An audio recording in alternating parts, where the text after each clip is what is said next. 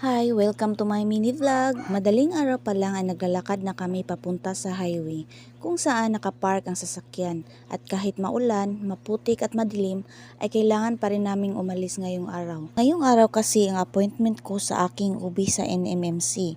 Hindi kasi pwede na pupunta ka doon na wala ang doktor mo.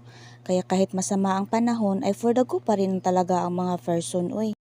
Kasama pala namin ang aking asawa at si kuya. Magpapaayos din sila ng sasakyan. Madalas kami lang ni ate ang pupunta sa CDO para sa prenatal pero ngayon sumama sila at sumabay pa talaga ang masamang panahon dahil sa low pressure. Okay, wala man nabaking ang sakyan ng daan o di na namo kaya ipabaking tungod sa kalapok maunang nag-inatras nami paubos. Wa na gyud na bidyuhan kay stress na kayo ang mga person. Kay lagi dagko na kayo og kanal sa pikas ug pikas nga dalan. Mao nang for the baklay gyud ang buntit para mag-guide ang akong bana sa pag-atras ug nahayagan gyud mi sa dalan. Alas 6 na mi nakaabot sa NMMC ug igo na lang mi nila gidrop. Nagpaayo na po dayon sila sa sakyanan. Igo ra ko nagkuha og number para sa OB ug nilakaw ra po dayon mi para magpa-blood typing ug magpa-ultrasound. Nagpa-blood typing ko sa Great Lab lang at bang sa NMMC ug nibaklay na sad mi ni ate padulong sa Malayan. Pagsulod na ako dito, pagkataod-taod, giduulan dayon ko sa assistant sa doktor. Kay lagi i-refer ko nila sa Carmen. Kay tuwa dito ang doktor nga mag-perform sa congenital anomaly scan nga ultrasound. Ug nagsugod na sila. Kay ug magpaabot ko sa oro ultrasound alas 11 pa daw ko makiter. Na-shock jutan ko kay di man taon ko familiar anang Carmen. Mawala pa lang ko dito. Kay gahi man tag-ulo for the hintay na lang jud ang person nga maabot ang doktor. Naabot ang doktor alas 4 na gitaon sa hapon. Na-stress na ko pina-live ani kay akong number sa OB number 18. Sure jud ko ang gitawag na ko dito. Pero unsaon ta man nga need man nako ang result ay ako moadto dito. Kay og di pa lang nito imbi akong brain hagbay round ta kung nahuman pastilan. Ay for the safety taon ang person. Uy kuya, pagtarong taon na unsa day ka? Kalami ba siyang pakinding-kinding Ginoo. Malibog man sa ta lalaki ba kani o babae? Akong mga kauban nakatulog na gyud og pinaabot kung kanaso ako tawagon kay gusto lagi mo uban sa sulod. Pero bawal man di ay.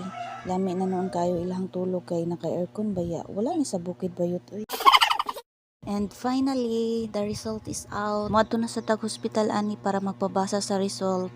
O gipaubanan ako si ate sa iyang papa kay moadto daw sila og gaysano kay kung mag-uban pa siya sa kuha mabiyaan ra man gyapon ako siya sa gawas. May nalang gani akong gipauban si ate sa iyang papa. Pagawas na ako sa NMMC kusog jud kaayong ulan.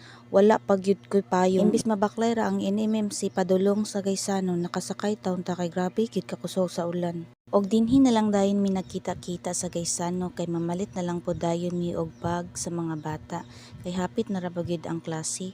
Gamay naman lang noon ilang kinahanglan. Kay na-order naman ako sa Shopee ang uban nilang gamit. May manggod ni diri kay barato ra ang mga bag nga baligya ug daghan pagid kag mapilian.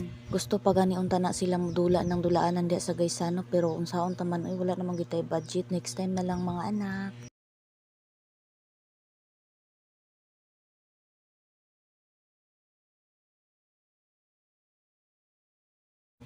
Agoy, gusto man noon nihag sinamurol Pang girly man kayo color. Ug sa kadaghang bag wagid sila napilian. Mun balik na lang mi sa ubos. Kay naa daw gihapoy bag dadto nga display ug barato daw nga pareha ra magud na kay sa gaysano ra man gihapon. Lahi ra ginis kuya kay ang giwaling-waling ang pink man nga bag noon sa day ka kuya Ug gani po day ang napilian ni ate nga bag ang kang kuya wala din ako na videohan di ay. Mas okay man tong sila mo pili sa ilahang bag or sa ilahang gusto kay para walay mahay mahitabo. Okay, wala man gid ni undang ang ulan. Mao nang wala na lang gid mi nagpahinayak uli og dinhi na lang mi nakitulog sa balay sa akong manghod. Smile! Og kanirang duha ka cutie patuti ang among naabtan diri sa ilang balay kay ang duha pod niya ka mga magulang tuwa day sa ihang nanay sa pikas. Og dinhi na lang ko taman. Salamat kay sa inyong pagtan-aw. Have a good day and God bless. Bye.